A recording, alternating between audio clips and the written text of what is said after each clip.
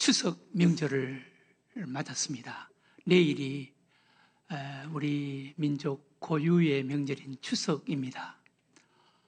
어느 나라, 어느 민족이든 기념일, 또 명절, 잔치 이런 것들이 없는 나라가 없습니다. 기념일, 또 명절, 잔치, 이것의 특징은 만남이 있고 함께함이 있고 어울림이 있고 더 나아가서 풍성하고 기쁨과 즐거움이 있는 날입니다. 특별히 이 혼인잔치는 어떤 모임보다, 어떤 잔치보다 풍성함, 흥겨움, 기쁨, 즐거움이 있는 모임입니다. 그런데 오늘 우리가 읽은 말씀에 갈릴리 가나의 혼인잔치가 열렸는데 그 혼인잔치에 기쁨과 즐거움의 상징인 포도주가 떨어지는 이런 사건이 발생합니다. 그 혼인잔치에 포도주가 떨어졌다라는 것은 잔치가 시들해지고 잔치가 끝이 났다는 것을 의미하는 것입니다. 그 잔치의 가장 특징이 되는 기쁨과 즐거움과 흥겨움이 끝이 났다는 것을 의미하는 것입니다.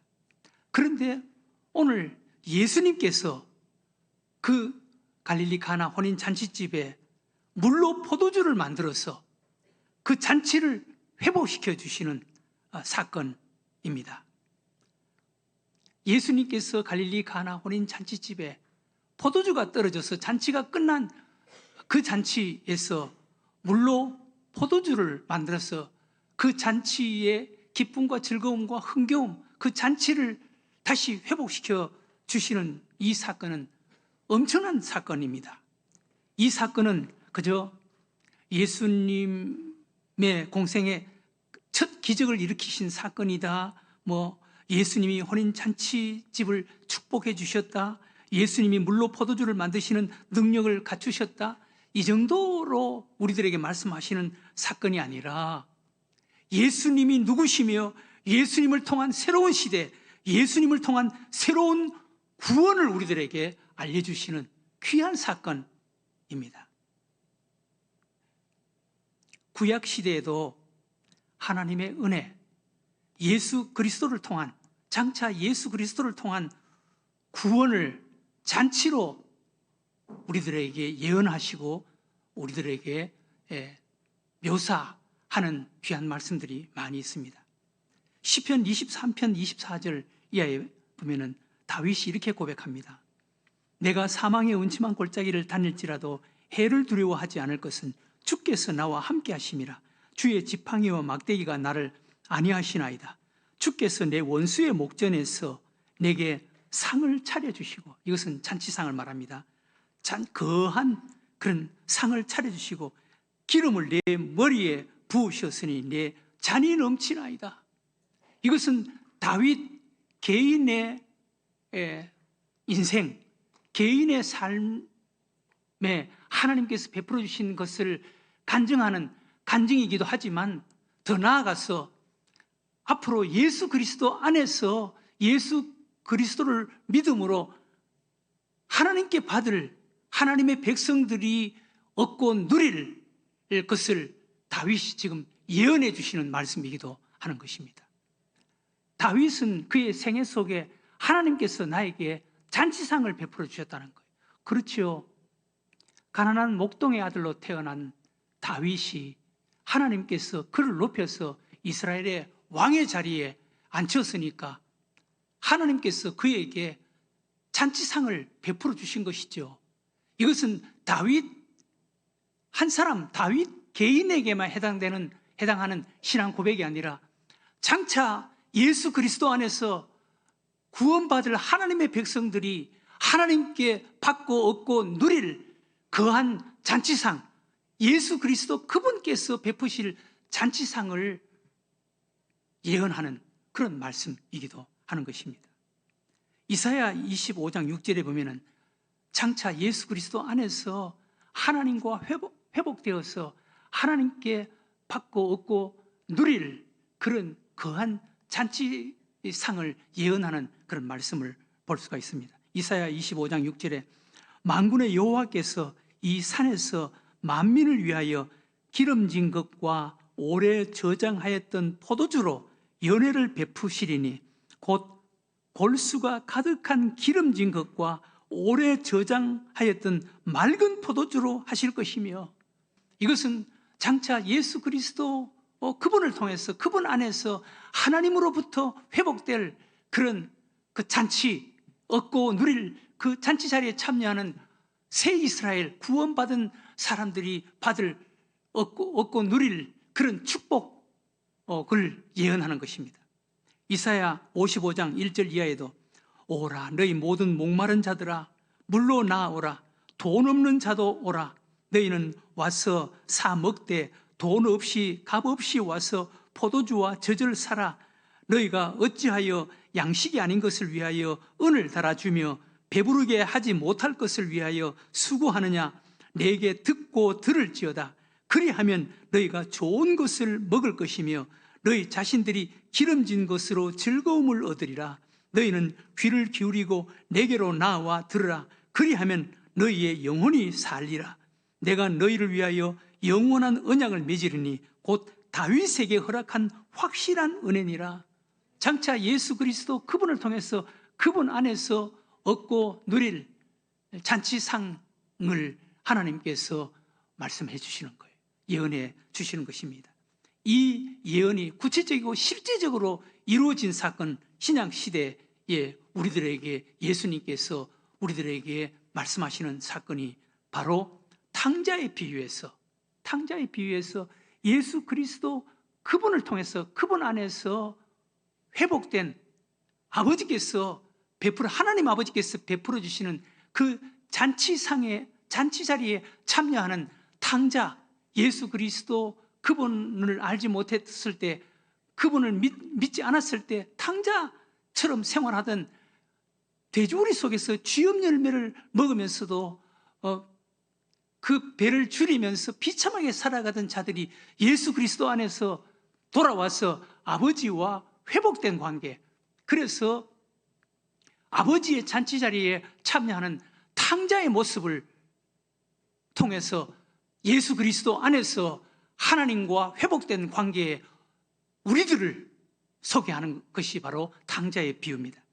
누가복음 15장 22절 이하에 아버지는 종들에게 이르되 제일 좋은 옷을 내어다가 입히고 손에 가락지를 끼우고 발에 신을 신기라. 그리고 살찐 송아지를 끌어다가 잡으라. 우리가 먹고 즐기자. 이 내 아들은 죽었다가 다시 살아났으며 내가 잃었다가 다시 얻었노라 하니 그들이 즐거워하더라. 예수 그리스도 그분을 통한 그분 안에서 회복된 관계, 하나님 아버지와 회복된 관계, 그리고 흥겨운 잔치의 모습을 소개하는 것입니다. 예수 그리스도 그분 안에서 그분을 통해서 하나님 아버지와 회복된 죄인인 우리 인간의 모습, 그 잔치 자리에 예수 그리스도 그분께서 회복하신 잔치 자리에 참여하는 우리들의 모습을 소개하는 것입니다.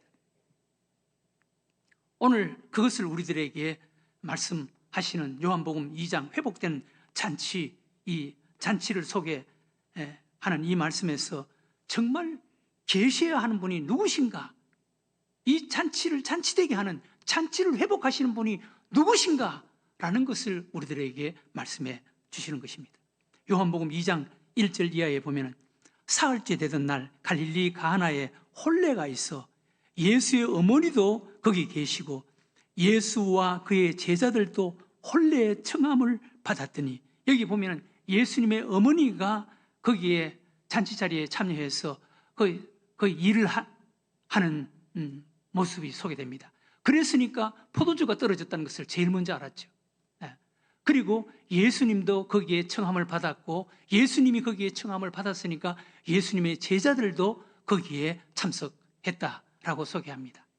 많은 신학자들은 예수님의 어머니가 거기에 가서, 그 잔치집에 가서 일을 하고 예수님도 그 잔치 자리에 참여한 것을 보면은 아마 예수님의 이모의 가정이었을 것이다. 예수님의 이모의 가정에 잔치가, 혼례 잔치가 있어서 예수님의 어머니가 거기 가서 일을 하고 예수님도 거기에 참석했을 것이다. 그렇게 이야기를 합니다.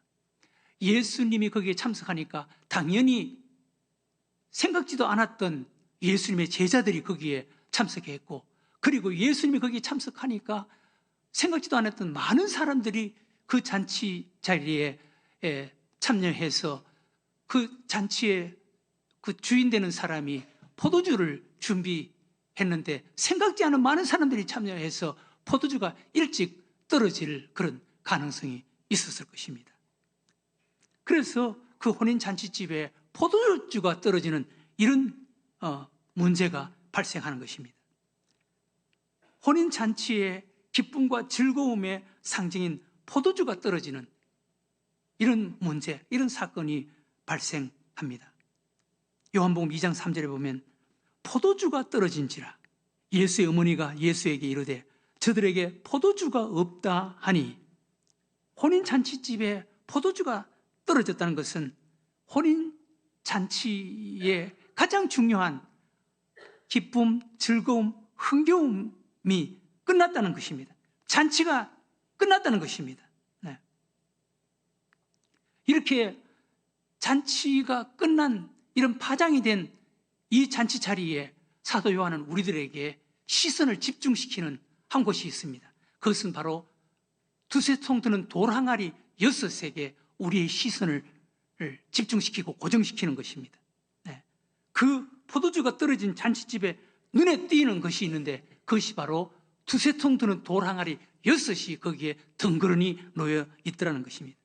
잔치집에 있는 그 결례를 따라서 사용되어지는 돌 항아리 6개를 거기에 이제 사도 요한이 소개합니다.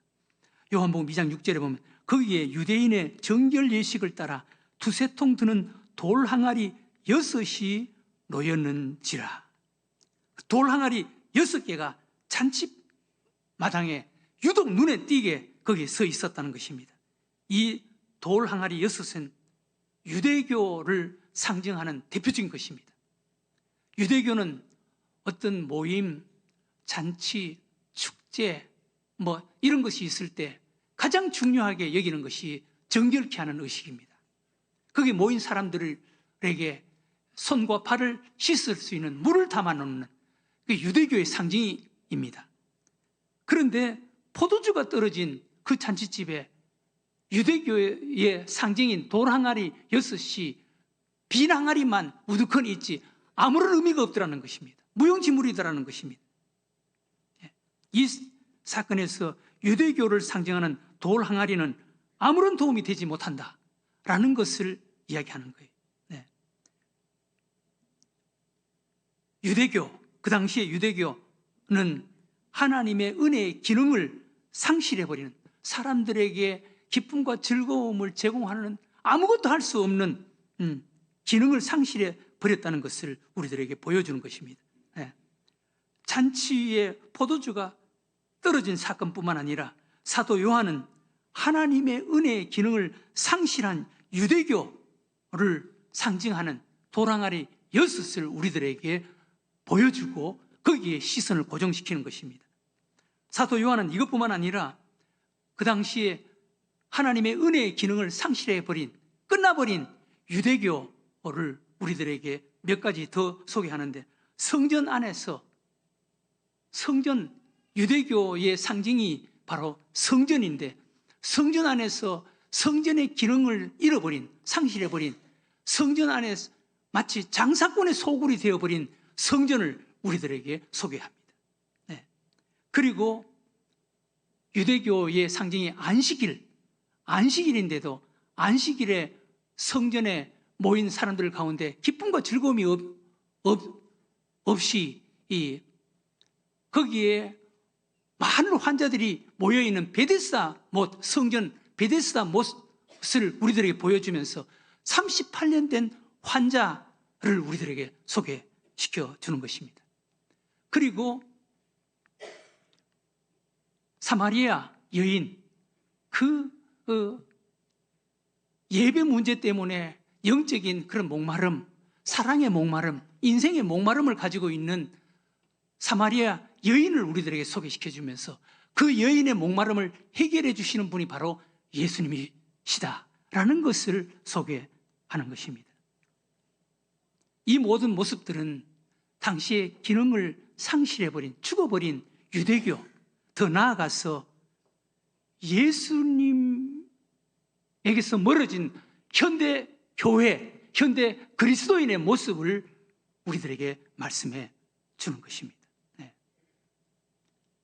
오늘 포도주가 떨어져서 잔치가 끝나버린 가나 혼인 잔치의 잔치집에 한쪽 편에 서 있는 돌항아리 6의 모습에 사도 요한이 우리의 시선을 끌고 가고 거기에 고정시키고 집중하게 하는 것은 유대교뿐만 아니라 예수님이 떠나버린 기독교의 모습, 우리 성도들의 모습이라는 것을 우리들에게 보여주는 거예요. 그리고 그 잔치를 잔치되게 하고 그 잔치의 기쁨과 즐거움과 흥겨움을 회복시켜 주시는 분이 바로 예수님이시다라는 것을 우리들에게 말씀하는 것입니다. 그래서 마지막 이 사건의 마지막 결론으로 혼인잔치의 사건의 예수님을 이렇게 소개합니다. 요한복음 2장 11절에 예수께서 이 첫 표적을 갈릴리 가나에서 행하여 그의 영광을 나타내심에 제자들이 그를 믿으니라. 예수께서 그 잔치를 회복시켜 주셨다는 것입니다. 예수님께서 마치 이 장사꾼의 그런 소굴이 된 것 같은 성전에 장사하는 사람들 상을 뒤집고 다 양과 염소를 다 몰아내고 장사하는 사람들을 다 쫓아내버리고 내 아버지 집은 만민이 기도하는 집이다 라는 성전의 본래의 기능을 회복하신 분이 바로 예수님이시다. 그리고 안식일 날 많은 환자들, 그 대표적인 38년 된 환자의 병을 고쳐주신 분이 바로 예수님이시다. 그리고 수가성의 그 사마리아 여인 우물가에서 인생에 목이 말라서 괴로워하고 있는 그 여인, 내가 참된 생수다 라고 예수님을 만나게 해서 그 여인의 인생을 바꿔주신 분이 바로 예수님이시다 라는 것을 우리들에게 소개하는 것입니다. 이 사건을 통해서 예수님이 어떤 분이시고 예수님이 누구시라는 것을 우리들에게 알려주는 중요한 사건이라는 것입니다. 예수 그리스도 안에서 새로운 시대, 예수 그리스도 안에서 새로운 구원이 시작되었다라는 것을 우리들에게 말씀해 주시는 것입니다. 그런데 오늘날 현대 교회, 현대 그리스도인들은 그 잔치를 회복시켜 주신 예수님, 그리고 성전을 정화시켜 주시고 성전의 기능을 회복시켜 주신 예수님, 38년 된 그런 환자의 병을 고쳐주신 예수님, 그 예수님, 또 사마리아 여인, 인생이 목이 말라서 괴로워하고 있는 그 여인에게 영원히 목마르지 않는 생수를 공급해 주신 분이 바로 예수님이신데 그 예수님에게는 관심이 없고 오늘 포도주만 맛보고 즐거워하는 그런 모습, 또 예수님이 떡을 만들어서 오병이의 기적 때 떡을 만드신 장본인이 예수님이신데 예수님에게는 관심이 없고 떡에만 관심이 있어서 모여드는 사람들, 이런 사람들이 오늘날 현대교회, 현대 그리스도인의 우리들의 모습이다 라는 것을 지적하는 것입니다. 오병이의 기적을 체험한 군중들의 모습을 여러분 한번 보세요. 군중들이 다음날 또 어제 먹었던 그 떡이 생각나서 예수님을 찾아왔습니다. 예수님 그분을 만나기 위해서 정말 그분에게 관심이 있어서 찾아온 것이 아니고 예수님이 만드신 그 떡에 관심이 있어서 떡을 또 만들어 주세요 라고 하면서 찾아왔습니다.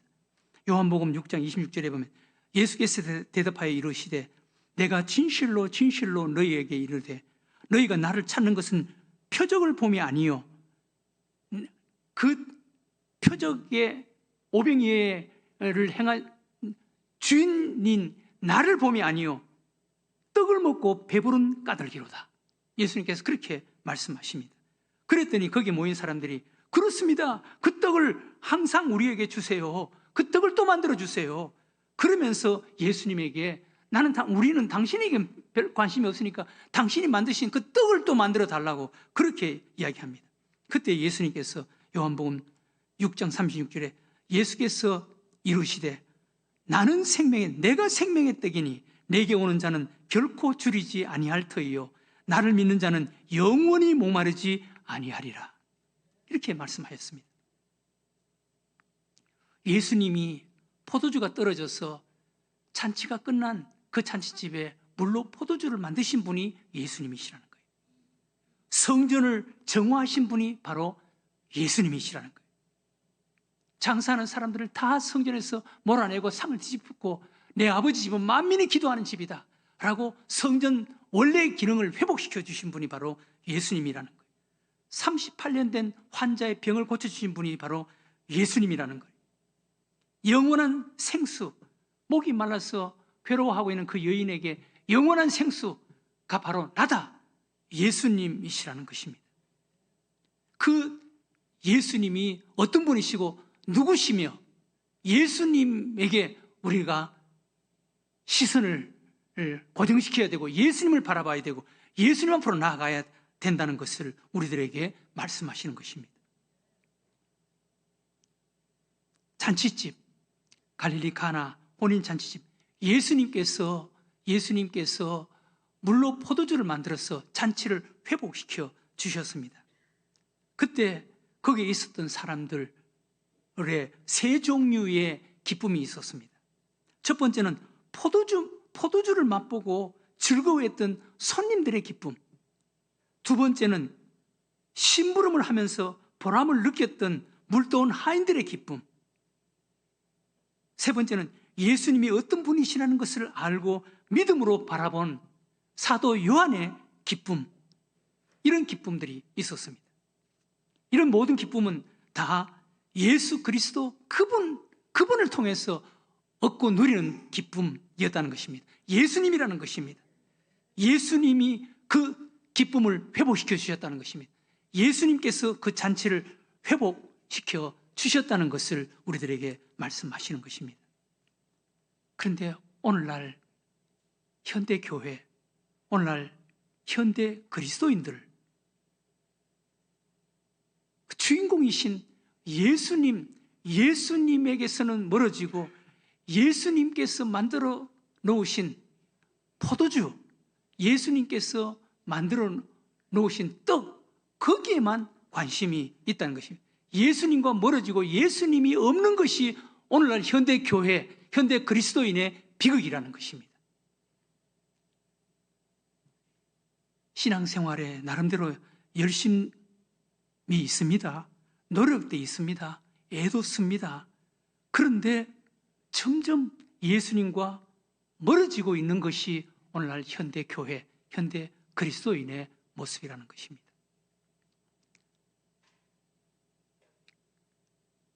지구의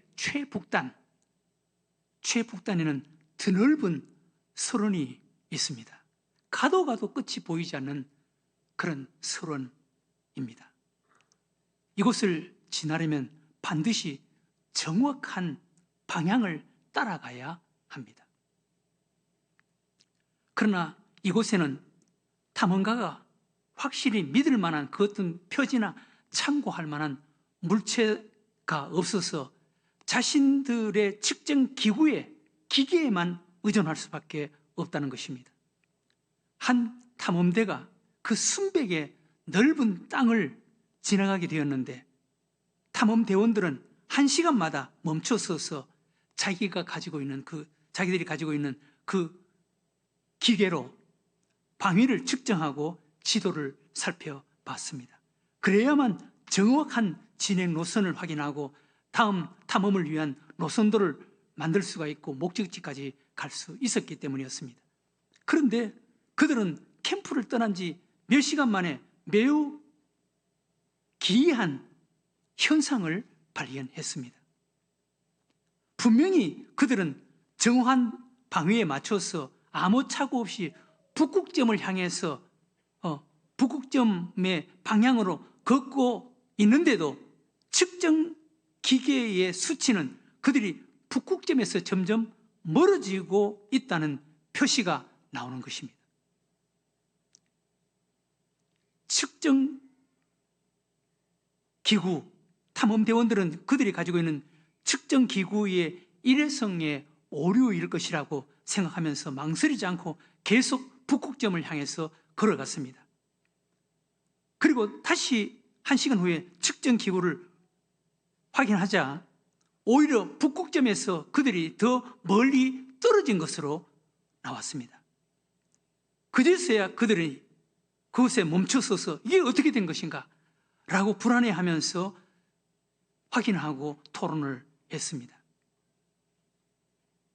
그런데 가만히 살펴보니까 그들은 남쪽으로 흘러가는 거대한 빙하를 타고 있었던 것이었습니다.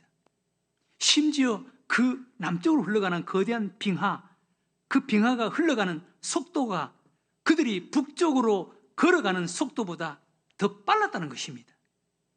그것 때문에 그들은 북쪽을 향해서 열심히 걸어가고 있었지만, 나름대로 북극점을 향해서 열심히 걸어가고 있었지만 북극점에서는 점점 멀어지고 목표에서 점점 멀어지고 있었다는 것입니다. 오늘날 현대교회, 현대 그리스도인들의 생활의 모습을 상징하는 것이라는 것입니다. 그들은 북극점을 향해서 나름대로 열심히 걸어갔습니다. 그러나 남쪽으로 흘러가는 거대한 빙하를 타고 있었기 때문에 그들은 북극점을 향해서 나름대로 열심히 걸어갔지만 북극점과는 점점 멀어지고 있었다는 거예요. 오늘날 현대교회, 현대 그리스도인들이 나름대로 노력도 합니다. 열심도 있습니다.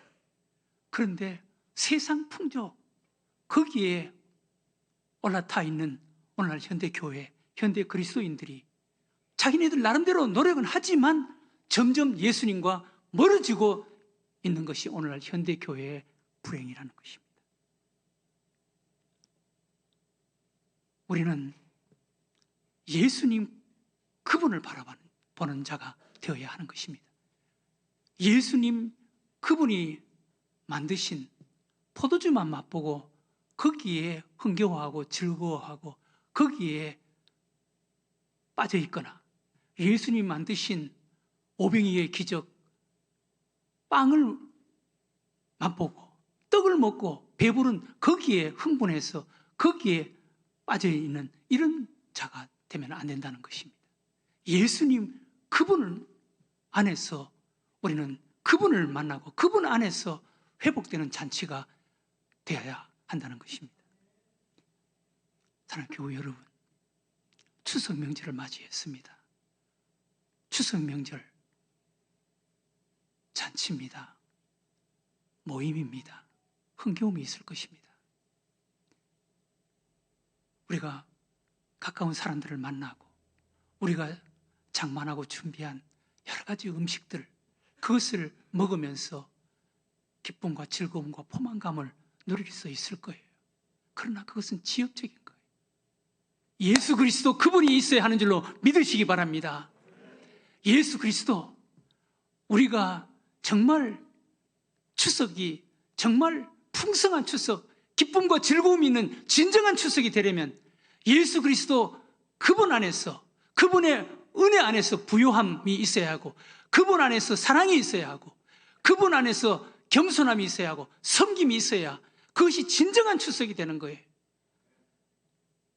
우리가 추석 명절, 우리가 준비하고 장만한 과일, 떡, 음식, 이런 것 때문에 기뻐하고 즐거워하는 그런 추석, 그런 추석의 풍성함은 지역적인 거예요. 아주 작은 거예요. 진정한 추석이 되려면, 잔치가 되려면 예수 그리스도 그분 안에서, 그분을 통해서 누리는 이런 포도주가 있어야 되는 거예요. 이런 은혜가 있어야 되는 거예요. 사랑하는 우리 늘새교회 교회 여러분, 추석을 맞이했습니다. 우리가 무엇으로 기뻐하고 즐거워하는 추석을 맞이할 생각입니까? 예수 그리스도, 우리는 예수 그리스도 그분 안에서, 그분이 베풀어 주시는 은혜 안에서 진정한 추석, 부요한 풍성한 이런 추석을 맞이해야 하는 줄로 믿으시기 바랍니다. 예수 그리스도 그분께서 베풀어 주시는 은혜와 사랑, 그분 안에서 겸손함과 섬김, 이런 것을 통한 이런 진정한 즐거움과 행복이 있는, 기쁨이 있는 이런 추석을 맞이하는 여러분들과 제가 되시기를 주의 이름으로 축원합니다.